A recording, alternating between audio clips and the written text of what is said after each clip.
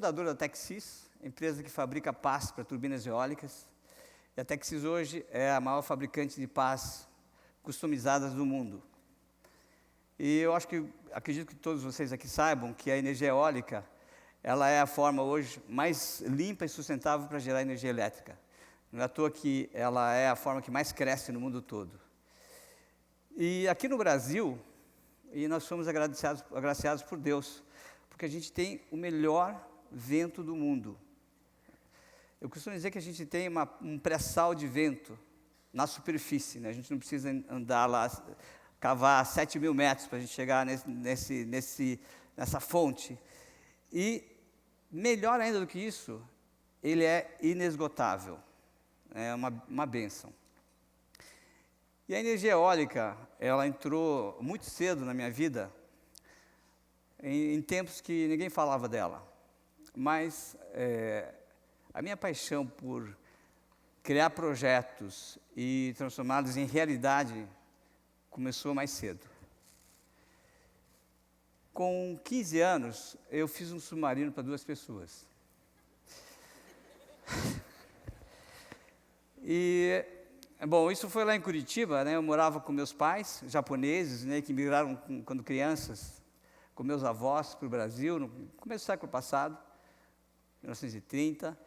E meu pai era pintor de painéis de publicidade. Tá, ele logo cedo me estimulou muito a criar. Quando eu tinha 13 anos, por exemplo, ele pediu que eu fizesse os layouts dos trabalhos dele, só para me valorizar, né? E aí tinha um risco que ele corria, porque acho que os clientes dele não iam ficar muito felizes se soubessem que o trabalho tinha sido feito por um garoto de 13 anos, né? Enfim, sei lá. Então, ele era uma pessoa super disciplinada, o Norberto falou, e muito perfeccionista, mas, acima de tudo, ele era muito criativo. E ele foi, então, me ensinando aos poucos o gosto por aliar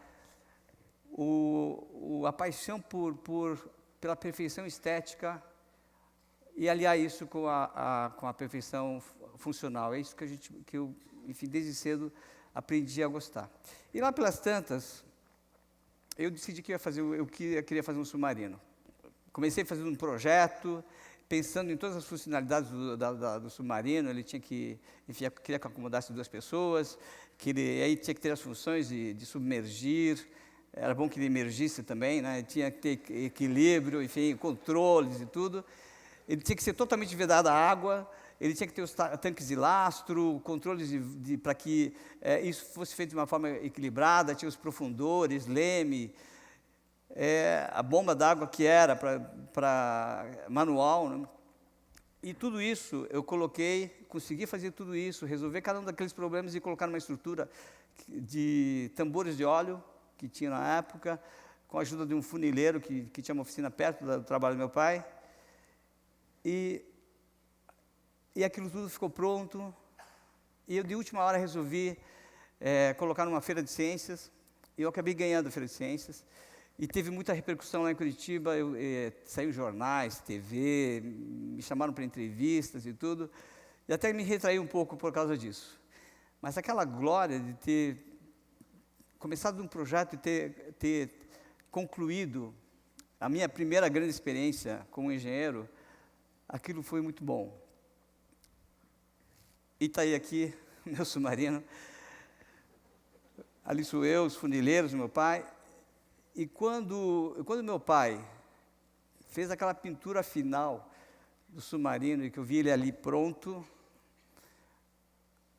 meu pai, que era o meu grande inspirador, ali foi meu day one. Ele me propiciou meu day one. Um motor que, enfim, que me impulsionou por tudo mais que eu viria a fazer mais tarde. Aí, quando terminei a escola, eu fui fazer engenharia aeronáutica no ITA, e um ano antes de terminar o curso, um amigo meu melhor amigo, o Odilon Camargo, ele me convidou então para fazermos o trabalho de graduação juntos. E ele propôs o tema. ele propôs que a gente fizesse e desenvolvesse, projetasse, desenvolvesse uma turbina eólica. Eu topei. O que é isso? Não tinha a menor ideia do que era uma turbina eólica. Aí ele pegou e ele me mostrou uns papers de umas turbinas eólicas russas, feitas no começo lá do século passado. Eram uns negócios malucos, assim, umas coisas, parecia coisa do Flash Gordon.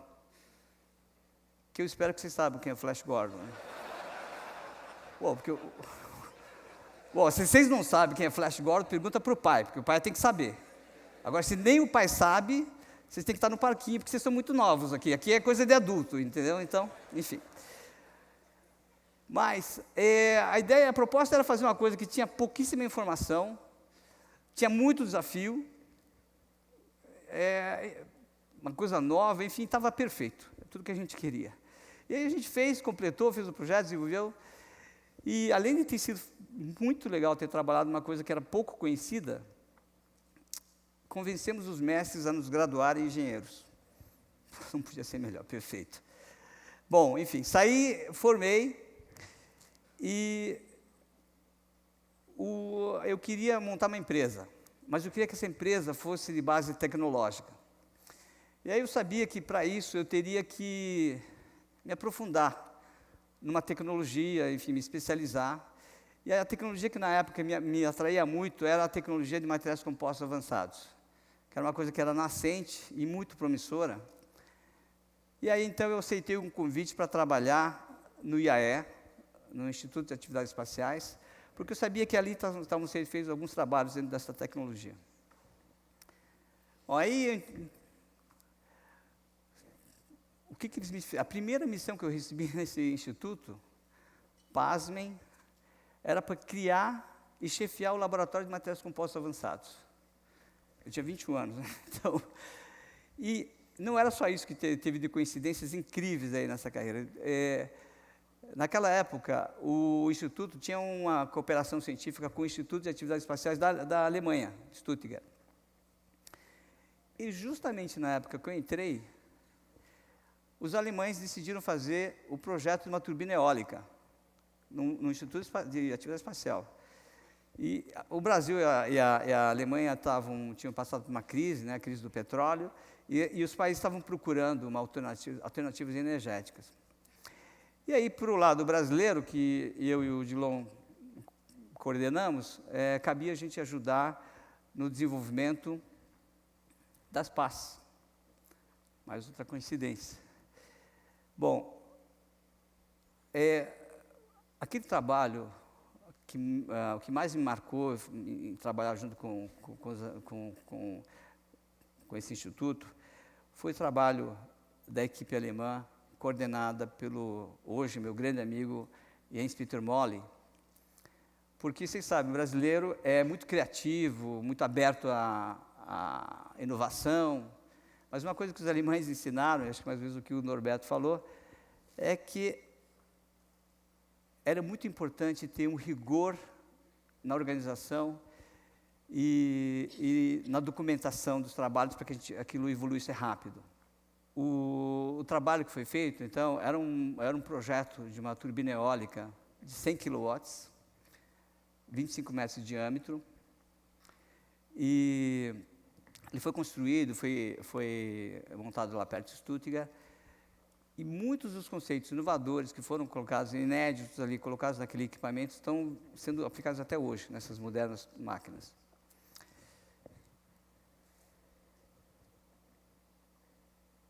Aí, em 1986, mais ou menos, eu dei por concluída ali a minha fase preparatória, eu tinha feito pós-graduação, tinha trabalhado com os alemães, tinha trabalhado no Canadá, e aí, então, parti para fazer a minha primeira empresa de verdade, isso junto com 6 colegas jovens, igualmente jovens engenheiros, e a gente criou a Composite.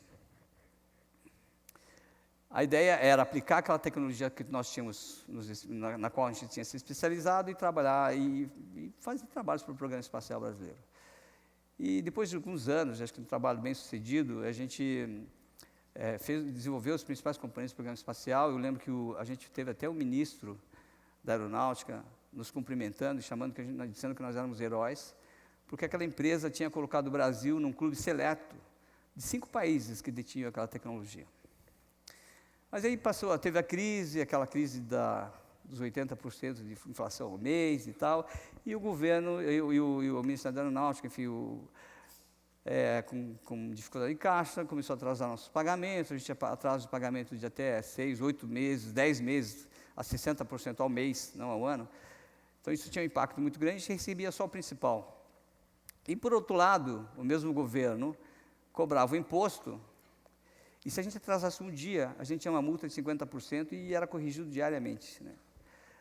Então essa equação aí não fechou, a gente entrou numa crise, e, enfim, passamos dias terríveis, mas fez com que nosso grupo lá, então, repensasse o que nós queríamos realmente enquanto carreira profissional. A gente, enfim, vimos que nós tínhamos projetos pessoais diferentes, e lá a gente decidiu ajustar os rumos, e aí alguns quiseram seguir naquela mesma linha de estar trabalhando com o governo, outros quiseram começar uma carreira, e aí eu peguei o outro rumo.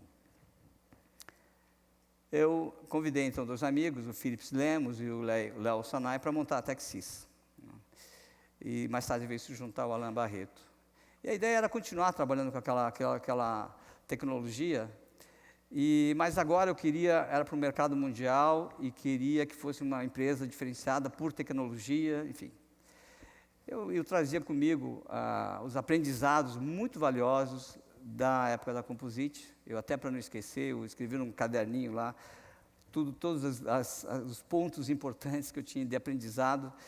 E só para citar aqui 2, eu lembro que eu coloquei que eu não queria mais ter uma empresa gerida por comitê. Não funciona. Assim, cada decisão em qualquer nível da empresa tem que ter um nome, o responsável, em qualquer nível da empresa. História de dividir, compartilhar, responsabilidade. E a outra coisa que eu sabia que eu não queria mais era ter o governo como principal cliente. Nevermore. Então, aí com essas convicções, eu saí, como todos nós fazemos aqui, fazer contatos, buscar oportunidades, eu ligava para empresas mundo afora, e numa dessas ligações, uma empresa da Dinamarca me chamou para uma reunião. Bom, a Dinamarca é o país onde nasceu a energia eólica, e era uma empresa ligada a esse ramo, então eu fui lá com a expectativa, enfim, que desse alguma coisa interessante.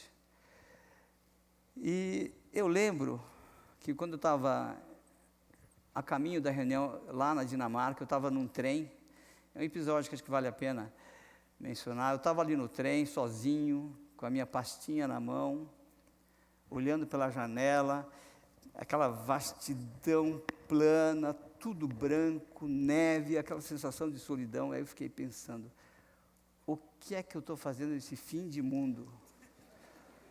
Por que eu não estou ali perto da empresa, no Brasil, procurando alguma oportunidade? O que eu estava fazendo lá? Enfim, segui e fiz a reunião com os dinamarqueses, e a proposta deles é um negócio maluco, não ia voar. Aí eu peguei meu caminho de volta de mãos abanando. Mas aí resolvi fazer uma passagem pela Alemanha, porque era um país que estava também com uma atividade de energia eólica, e aí eu fui visitar a Enercon, que era a principal empresa lá nesse mercado lá. Eu consegui uma reunião com o Alois Woben, que é o fundador da Enercon, que eu considero um gênio técnico. E aí fomos fazer a reunião, ele me chamou na sala dele. Ele me falou dos planos dele, do que ele estava fazendo, enfim, que ele estava tentando subcontratar as PAs para uma empresa alemã, e que a empresa alemã não estava conseguindo, estava tendo dificuldade. E foi aí que eu, então, falei do nosso background, e aí perguntei como é que eu poderia ajudá-lo. Aí, depois de uma conversa de 3 horas, uma conversa técnica, ele resolveu me dar um contrato piloto. E já era um contrato da ordem de $1 milhão, muito significativo para a gente. Aí eu falei, bom, eu não tinha dinheiro, eu não ia falar isso para ele. Eu falei assim, olha, precisava ter um adiantamento, tudo bem. E aí também falei assim, mas aí a matéria-prima você tem que fornecer, porque afinal de contas aí é especializada e é da Alemanha, produzindo na Alemanha. E aí ele topou. Aí, então, nós assinamos um contrato, 2 páginas. Eu fiquei muito surpreso, porque tudo aquilo com base na minha palavra. Enfim, eu sei que no dia seguinte tinha o navio já com matéria-prima rumo ao Brasil.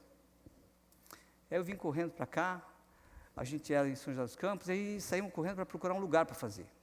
Onde é que a gente ia fazer?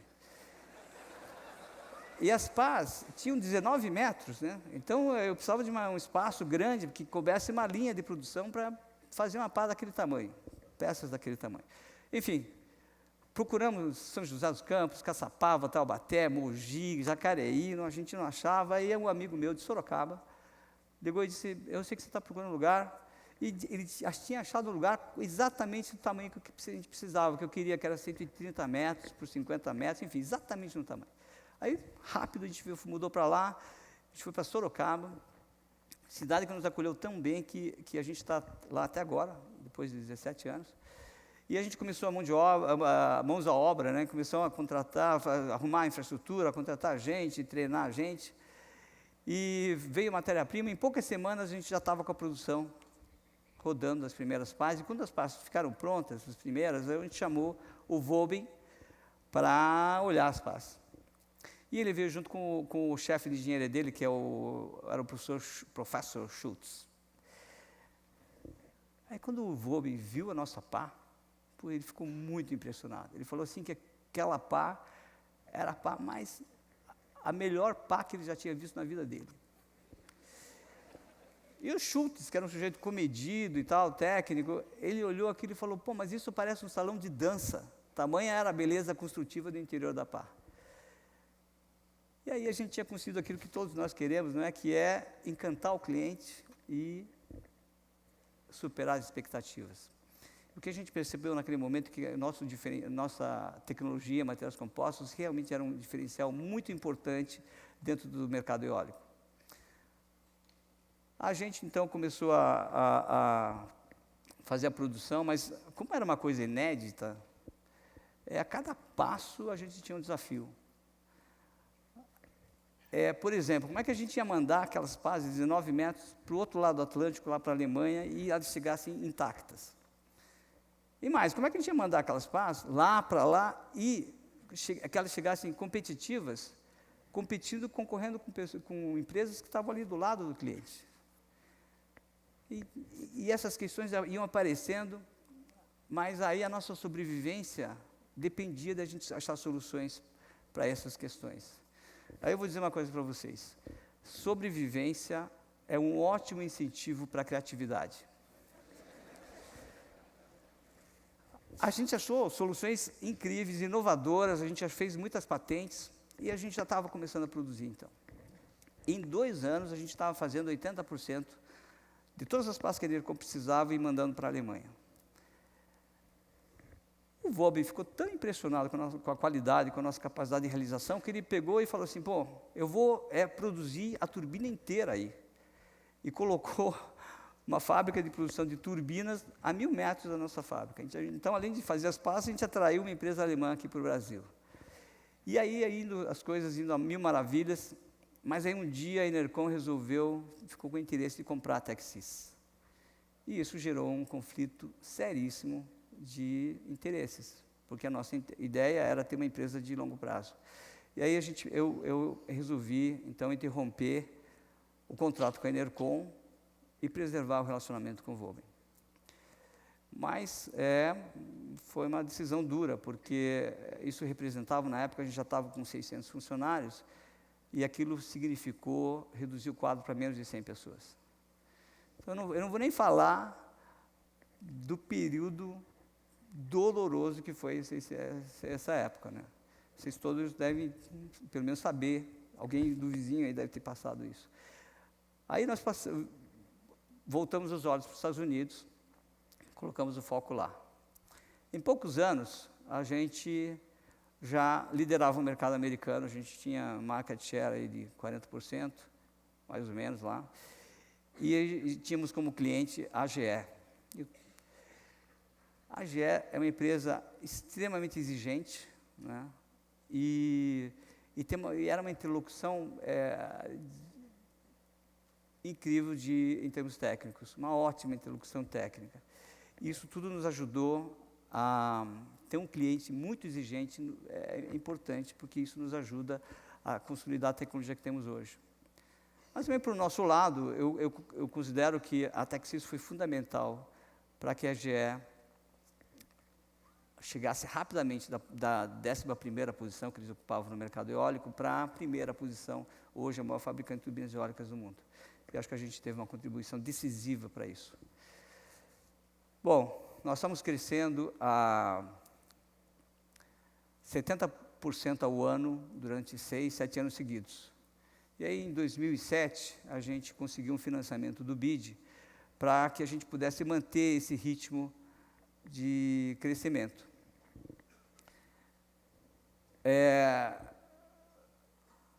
O BID nos concedeu um financiamento de juros baixíssimos, prazo longo para pagar, e além da chancela do BID. Então, a gente, muito animado, a gente veio para cá para a gente fazer uma operação de hedging, fazer uma proteção cambial daquela operação. E aí, a gente, ouvindo conselhos de grandes bancos, a gente, infelizmente, acabou seguindo os conselhos e a gente fez uma operação baseada, muito em voga na época, baseada em derivativos.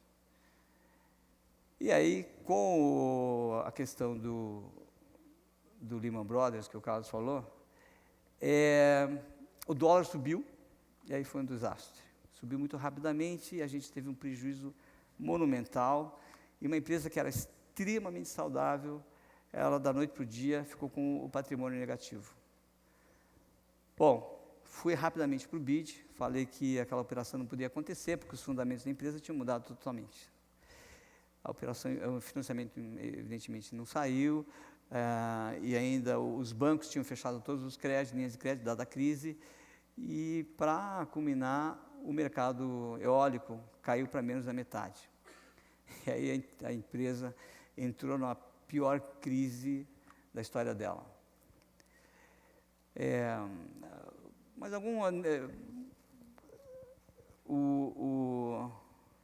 algumas coisas positivas aconteceram nesse período negro. O encolhimento do mercado fez com que a concorrência entre os fabricantes de turbinas se acirrasse muito, e nesse momento, então, o diferencial que nós tínhamos ficou mais visível. E assim os grandes fabricantes todos vieram e queriam fazer parceria conosco. E a gente teve o privilégio meio que de escolher, selecionar com quem a gente queria fecharia o contrato. E assim, mesmo nesse período difícil, a gente acabou fechando com 4 das maiores empresas de turbinas eólicas do mundo. E além disso, a gente teve lá um engajamento total, os nossos funcionários, enfim, os nossos fornecedores, eles não pararam de fornecer, mesmo os atrasos de pagamento, que eram inevitáveis na época. Bom, e aí a gente precisava, então, dos investidores, precisava de investidores, para que a gente reequilibrasse a operação da empresa. E aí, nesse momento, a empresa brasileira que se tornou líder num produto de alto conteúdo tecnológico e que ajudou a consolidar uma inovação disruptiva no mundo, que é a energia eólica, essa empresa atraiu muitos investidores. E nós fechamos a operação, eu vendi a maior parte das ações, com um grupo investidor extremamente qualificado e alinhado com os valores. E dessa forma, a empresa pôde, então, retomar o caminho de crescimento e o Brasil continuar mantendo a liderança, tanto tecnológica quanto em volume de produção de pás de turbina eólica no mundo. Hoje a Techsys tem mais de 8.000 funcionários, fabrica pás com comprimentos de até 60 metros. Deixa eu mudar a figura aqui, porque já estamos aqui numa fase boa aqui, né? E aí, mais de 60 metros. E se a gente pegar e juntar todas as turbinas que estão rodando o mundo afora com as nossas pás, isso juntas dá uma capacidade de geração equivalente a uma Itaipu e meia. Então, isso faz com que a gente sinta orgulho, eu e todos da TechSys, nós temos um sentimento de muito orgulho, porque, de alguma maneira, a gente está contribuindo para o problema mais urgente e crítico que temos, que é a questão do aquecimento global, né? O problema mais grave do planeta. E aqui eu fecho. Eu queria, então, dizer que essa trajetória, eu fui abençoado em cada instante dessa trajetória, e a minha fé fez com que eu pudesse passar por todas as situações e ver isso tudo como um processo extremamente rico de ampliar os limites, e não ficar estagnado na mesmice. E se eu tivesse aqui alguma coisa para fechar, dizer para todos vocês e para eles, eu diria o seguinte: tenham convicção nos seus talentos e transformem os planos em ação, porque assim a luz divina irá acompanhá-los sempre. Boa tarde.